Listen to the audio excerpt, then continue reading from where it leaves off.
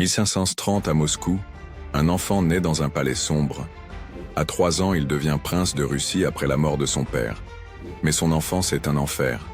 À 8 ans, sa mère est empoisonnée sous ses yeux.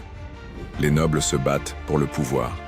Il grandit seul, entouré de conspirations, de trahisons et de meurtres. Il grandit dans la haine et la vengeance.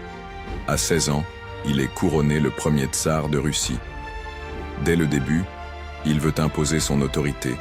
Il réforme l'armée, renforce le pouvoir royal et étend le territoire russe. Mais peu à peu, il sombre dans la paranoïa et la cruauté.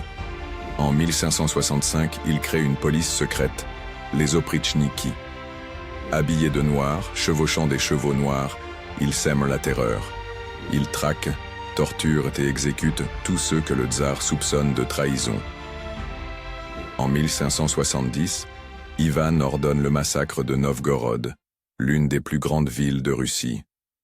Pendant 5 semaines, ses soldats brûlent, pillent et tuent des milliers d'innocents. Mais son acte le plus terrible arrive en 1581.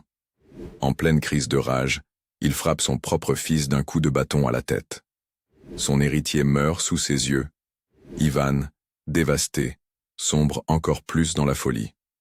Il meurt en 1584, laissant un pays en ruine.